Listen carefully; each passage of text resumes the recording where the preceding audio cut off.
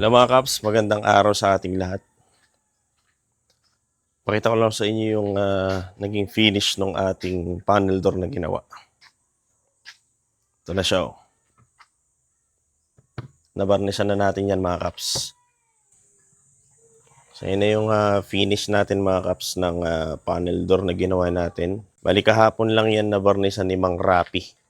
Ang ginamit natin dito mga Kaps ay clear dead flat. Clear gloss yung pinaka top coat natin. Hinaluan lang natin ng konting clear dead flat. Tapos ayan, kung mapapansin nyo, meron siyang artificial na haspi.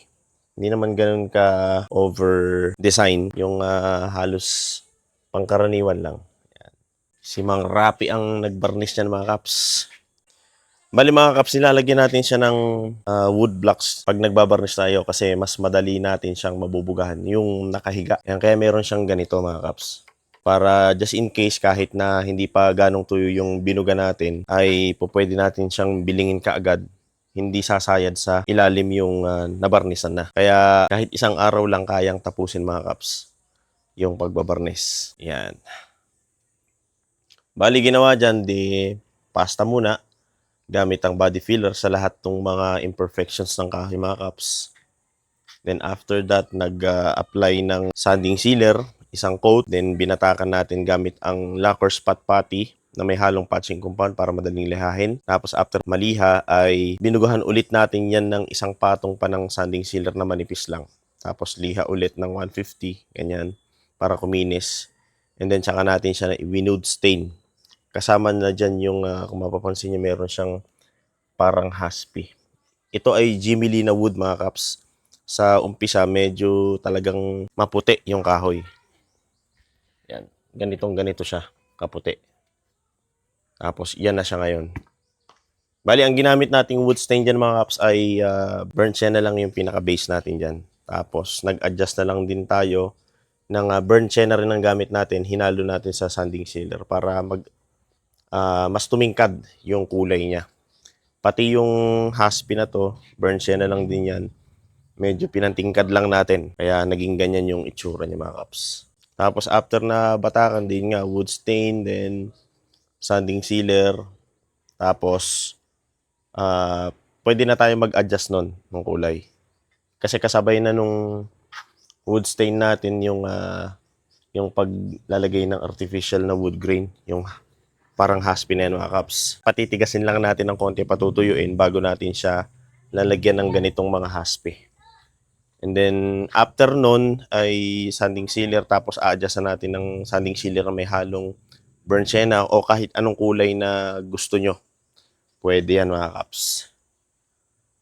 Tapos after nun ay papakapalin na natin siya ng sanding sealer at least mga 3 patong bago tayo mag-top coat ng clear dead flat, clear gloss ng Boysen mga Kaps. Clear gloss, mga 3 patong din na may halong clear dead flat. Konti lang mga Kaps para yung pagkakilap niya parang semi-gloss lang. Hindi siya ganun ka masyadong makintab. Well, gaya nga nung sinabi ko nung mga nakaraang vlog mga Kaps, ito yung kahoy na pinatuyo natin na baluktot, tapos pinatuwid natin gamit yung mga ginalapaan natin, inipitan natin ng barclam, tapos iniskrew natin para baliktarin natin pagkabaluktot niya. So ngayon, nung nag-jointer planer tayo, ito na siya. Ayan. Tuwid na tuwid yan mga Kaps, kaya wala na yung pagkabaluktot, diretso na talaga. Yung largero na tinistis natin, na baluktot, na ituwid natin gamit yung paggagalapa tapos nakabilad sa araw. Araw-araw nating dinidilig yan mga Kaps. Kaya ayan, ito na yung finish ng panel door na ginawa natin. So wala nang worry yan sa pagkibal o pagpalipit dahil tuyo na yung ginamit natin na yun mga Kaps. Yeah. Bali, ito nga pala mga Kaps yung itsura niya pag nakatayo. Bali, kakabit na natin ito today doon sa ating client dito sa Sagana, Laur. Yan yung itsura niya mga Kaps. Yan. Kahit papano medyo premium yung datingan yan mga Kaps. Ano kasangga? Ayos ba? Ayos ba yung pinto? Okay ba? Ano sa tingin mo? Ano yung nararamdaman mo pag sinasalat mo? Ha? Wala lang. What? Bihira ka naman, oh. Makinis nga, di ba? Oh, ang kinis eh. Oh. Ang sukat niyan mga kaps ay 90 by 210. Standard yan mga kaps.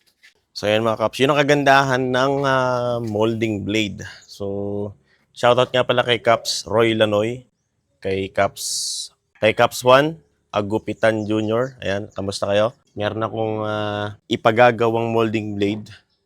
So hopefully maasikaso ko na. Para kay Caps Roy Lanoy, matagal na kasi niyang hinihiling yan. At kay Caps 1, papagawa tayo mga Caps ng molding blade para sa mga subscribers natin na talaga na mga todo suporta sa mga woodworking videos natin na ginagawa. Sa paano mga Caps? Sa mga interesado nga pala na magpagawa ng mga ganitong pinto, papag, cabinets, at sa iba pang mga furniture sa bahay nyo, hamba, mga dining set, sala set, mag-comment down below lang kayo o kaya ay magpunta kayo sa FB page ko. Ilalagay ko na lang yung link sa ibaba para makapag-message kayo sa akin at mapag-usapan natin. Kahit saan dito sa Luzon, basta Luzon lang.